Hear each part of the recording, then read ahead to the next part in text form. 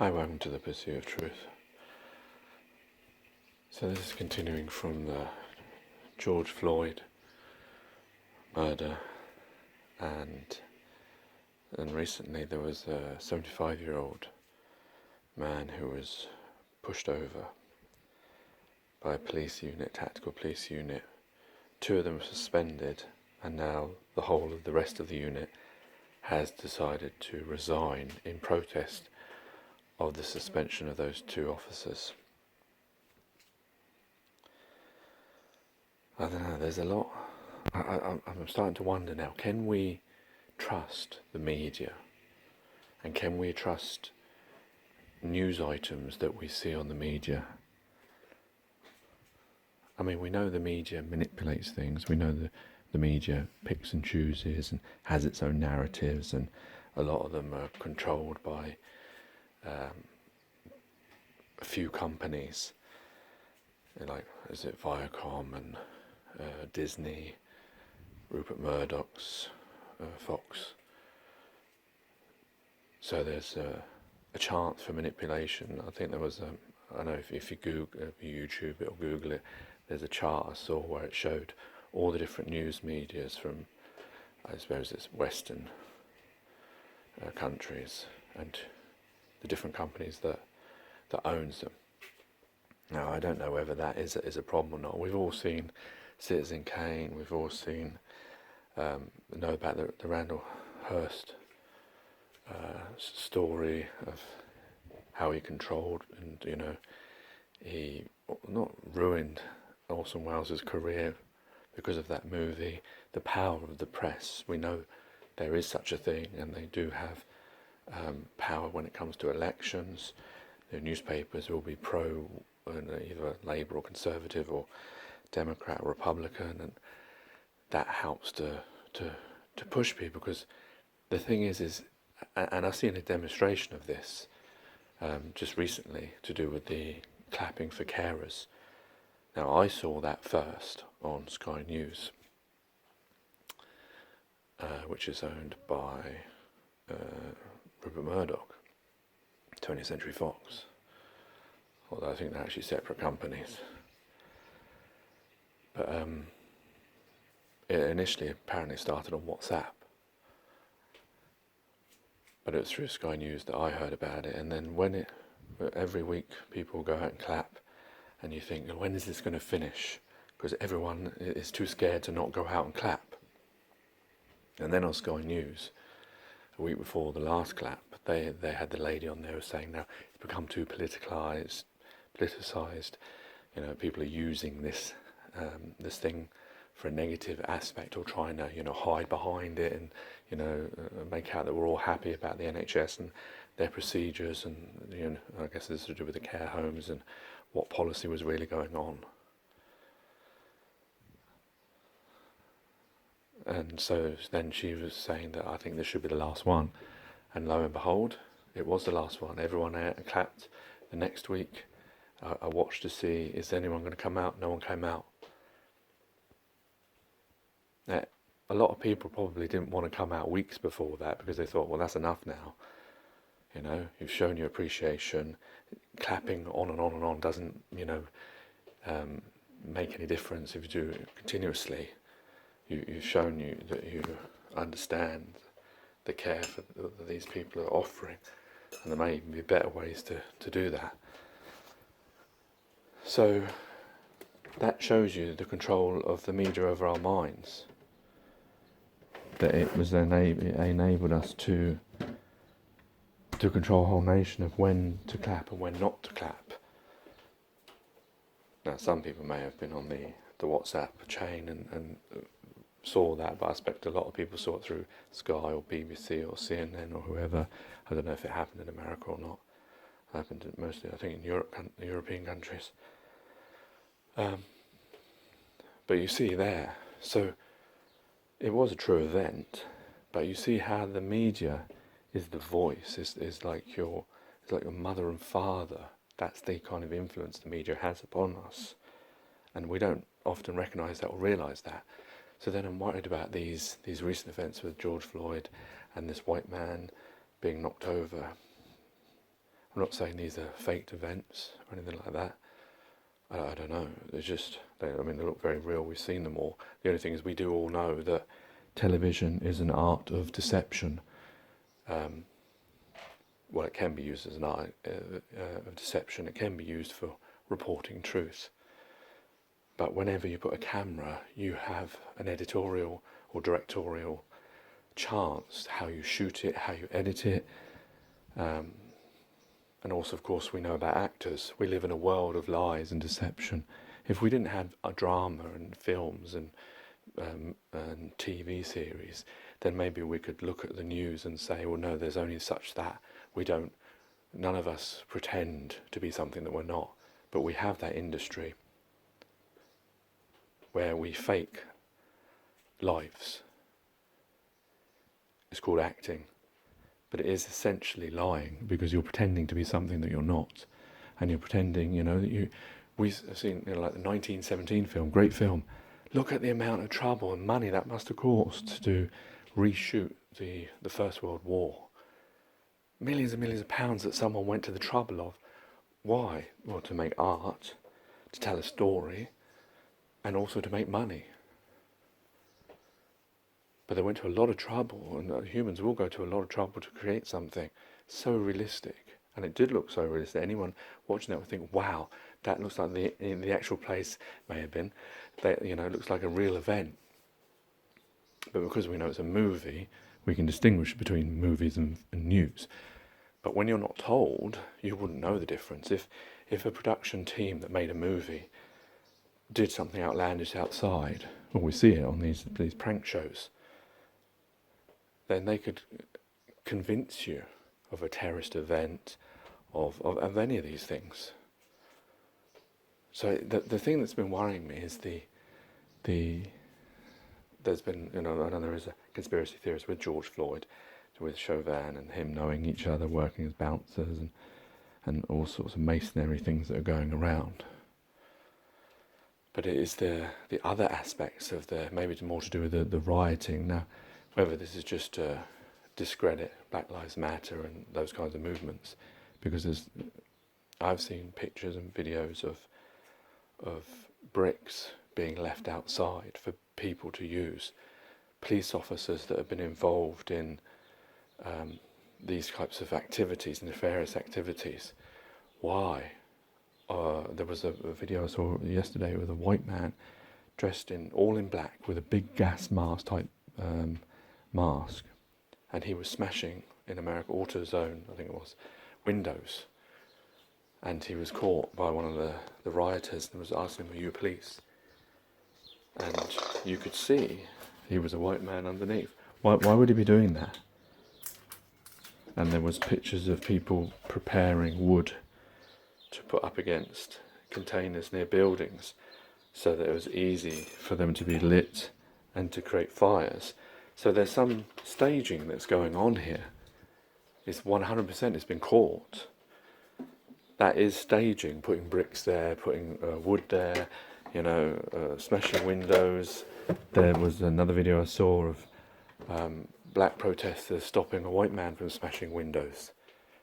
Now, but the thing is, none of that is on the media, is on the news. It's not on. I've been watching Sky News, a bit of BBC, and CNN. I haven't seen any of that. I see it on Facebook, I see it on Instagram.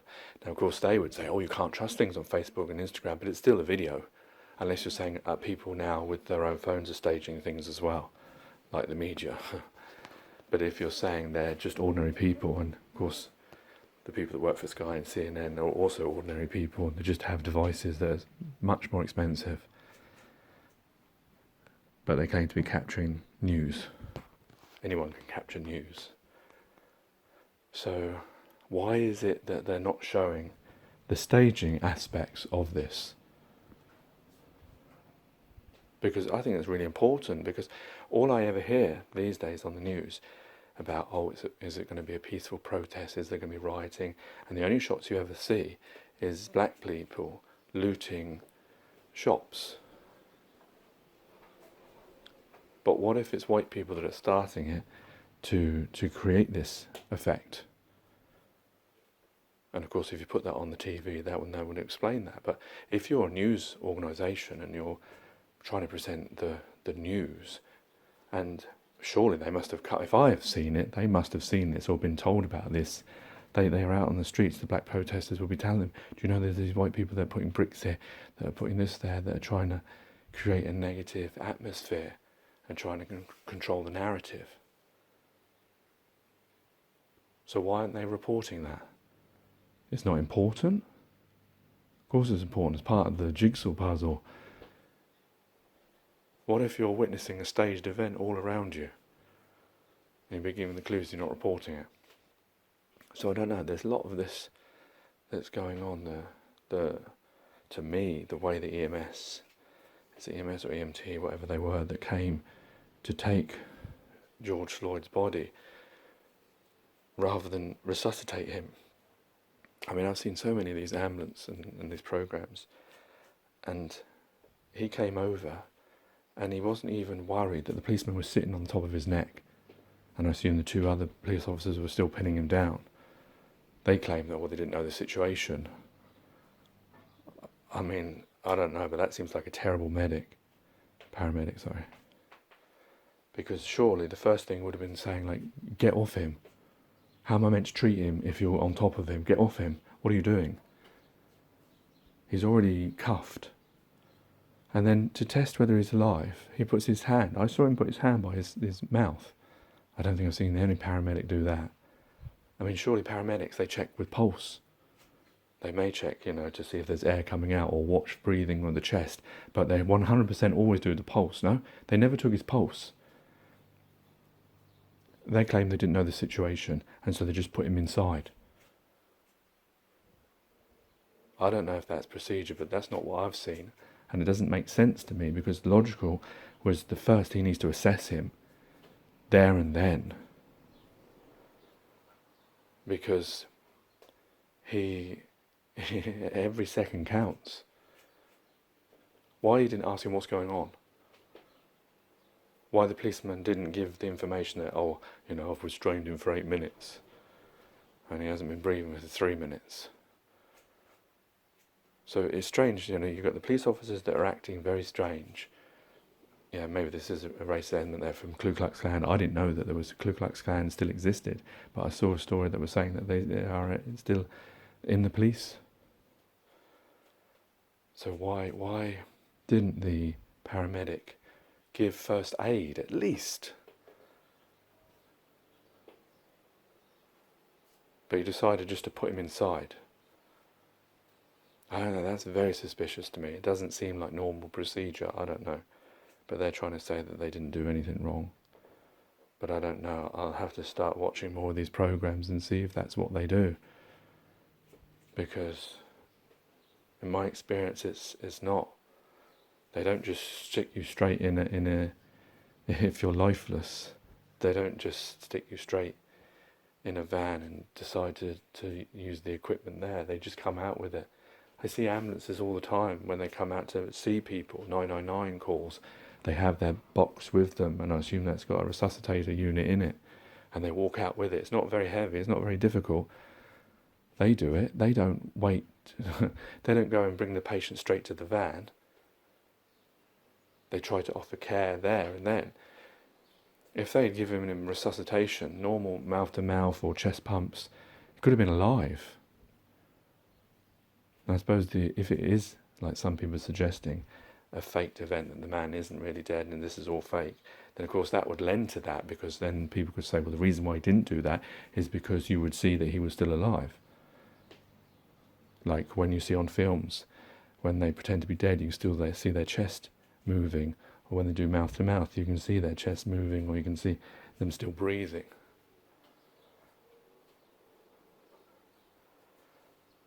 So I don't know, it's very.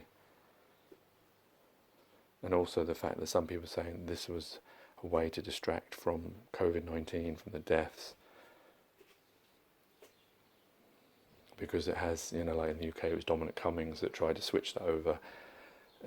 People saying they wouldn't go out and go out and this, that and the other, and now people are going out without masks and without 2 meters and all next to each other, and unfortunately the science is that BAME communities have more chance of having serious implications from catching COVID-19 if COVID-19 really exists.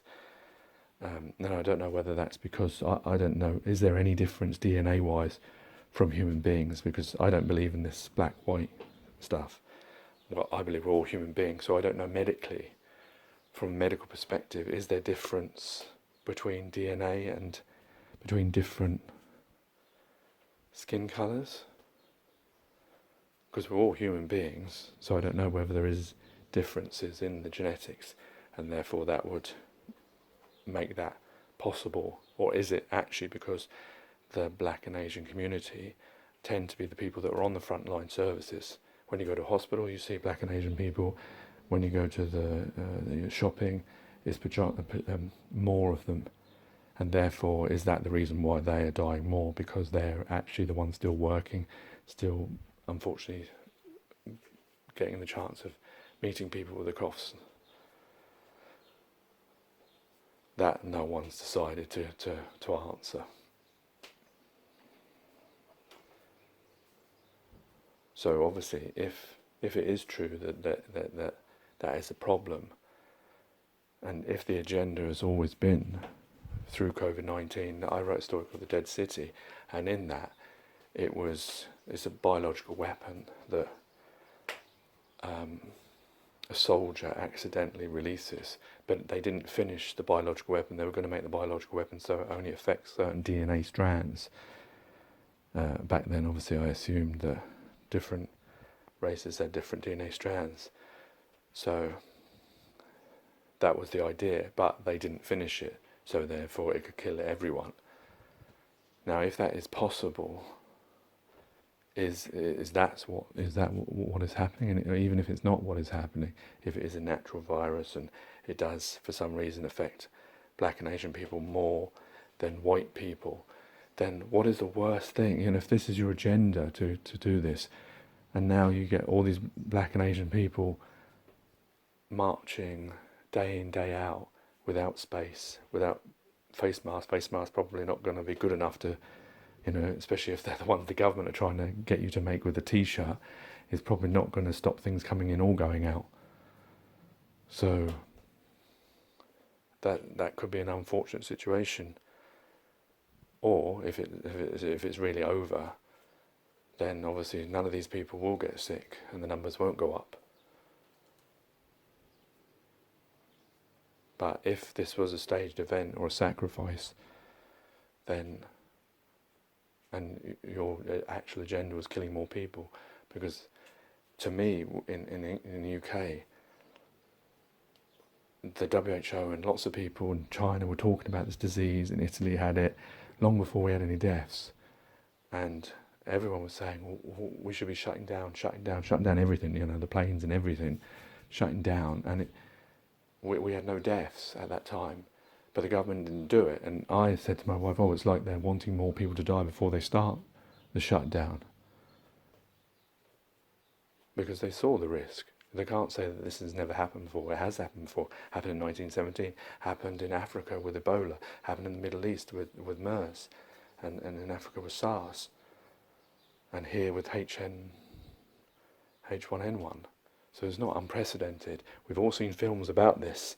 We all know how these things work, viruses, and how easy it is to spread them, especially coronaviruses, which is the cold type of virus where it's very easy and they've never found a cure for them. So you took the risk to keep things open. Now, of course, they will say it's for money, to keep the economy going, and maybe it was. But I personally think it was because there wasn't enough people dead yet. And they wanted to make sure it got like a barbecue fire. They wanted to make sure it got lit properly before they shut it down. Because maybe if we shut it down that week or 2 weeks earlier, or even earlier than that, when we first heard about this in December, January, I did a podcast about this in December. So they can't be blaming China and WHO. Everyone knew the possibility of this spreading. Even if China did withhold for a little time, the fact maybe because they didn't have scientific evidence of it. You know how long it takes, if you watch any of these press conferences with Matt Hancock and Boris Johnson and the alike, you see how they never have any figures with them. It takes them months of research to get figures out, and then they blame other countries who don't give them stuff immediately. I mean, I don't understand how a health minister and a prime minister, when they know what questions are going to be asked, especially if they've been asked the day before, don't have data, because they're waiting for the ONS and people like that to work out how to display it, i.e. they're working out there's different ways of showing data to show different pictures, so they're trying to control the data rather than just releasing raw data. If they release the raw data, they probably say, well, no one will understand it, but at least then, organisations could put it together themselves, but they're trying to work out, they probably want to get a certain amount so they can see the trend, and then they can put it in a certain way by day, month, week, average, whatever, so that it controls that data. So it's pointless. It's like this R figure, which is, I don't know how they work that out, this R figure, when it's, how do you know about the asymptomatic people? You don't, because you don't know those ones. How are you factoring that into this R figure?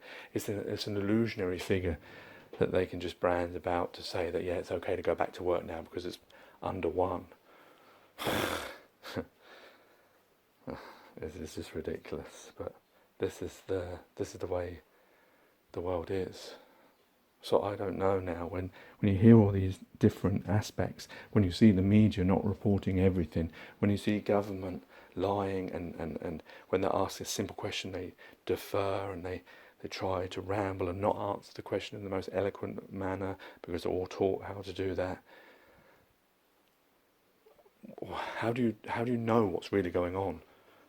What is being orchestrated? Maybe real events that are real but are being made worse than they are, like COVID-19. Is it, some people say it's bad, worse than the flu, some people say it's not. They now are saying being indoors is worse than being outdoors, but they've stuck us indoors for the last 3 months. The more and more you open your mind and see things that other people, that other than the media and the politicians, they're giving you alternatives. And they're not really alternatives, they're just giving you the full picture, the bits, the jigsaw piece that's missing. Because the Sky News is just as reliable as Joe Public on Instagram or Facebook. Yeah, okay, they have to have certain, on the media, they have to make sure that they don't cross certain boundaries, otherwise they can be reported. But Ofsted and all those types of organisations, they hardly ever report or penalise. And even if they do penalise, it's such a small amount that it makes no difference to these organisations. So it's a farce, that really. It's not really fact-checking. Anyway, I think I've waffled on long enough.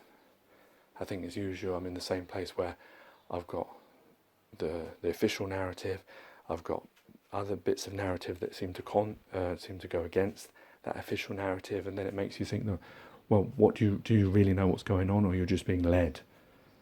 And how do you know the veracity of what you're seeing when you know, if you're watching the media or if you're listening to an official person, it's easy for you to be swayed because of the power that's been given over time of the officialdom of media and of politicians, how we trust them, how their words mean more than if a tramp stood on the street and spoke the same thing. You wouldn't believe him, but if the Prime Minister or a scientist in his white lab coat said it, the same thing, you would believe them because they're on television. We have been that's our system, that's how our mind works. It's true.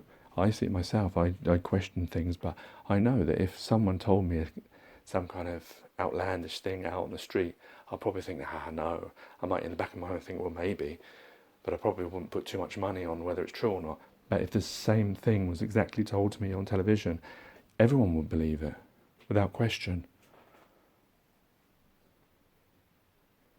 There's many examples of that. The weapons of mass destruction, the Iraq-Afghanistan war. There's lots of these things that were shown.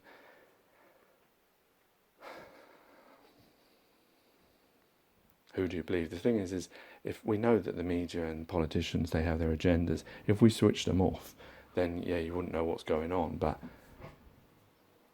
how do you know? Or maybe we don't need to know what's going on. Well, we do need to know what's going on around, because it does affect us.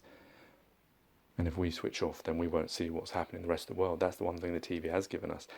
The live pictures of around the world. We can see this suffering that's going on. We do nothing about it, but at least we can see it. Well, some people do about it and voice their opinion, or get into action. I don't know. Maybe it needs a restructuring of how the media works, and the connection between media and governments, but it's all to do with the system mind that we've been brought up with, of authority and power, and how we believe things, and how we won't believe our own senses or what someone else tells us if they're not in a lab coat or if they're not on television. Which is why whistleblowers don't tend to get believed, and why someone who comes out with a narrative that is different, or comes out with these pictures, like someone I'm sure would have shown the journalists all these pictures of white men putting bricks. They must have seen them on Instagram, but it doesn't fit with the narrative, which is they want to say that black people are rioting over George Floyd. The media, deep down, probably don't want peaceful protests, because it doesn't make good TV. They're not going to show that week on week. But if there's violence and flames and burning, that's good television. And that's being honest. And that's probably what people sitting at home will want to watch. If it's peaceful protests day after day, they're going to stop watching it, and then they'll stop filming it. But if there's fire, if there's shouting, then there's squabbling between police and protesters, and they will keep filming, people will keep watching. Unfortunately, I don't know if that's like the gladiatorial thing in the olden days of watching people fighting each other, or boxing in today's, or executions that people used to flock to go and see, people being, their last breath being taken out of them. I don't know whether this is an ingrown thing within humans, or whether it's is trained to us by the things we watch on TV, by the things we write in books, by the stories we tell. I don't know. Anyway, I think I've waffled on about so many different things. Take care, take it easy, God bless and peace.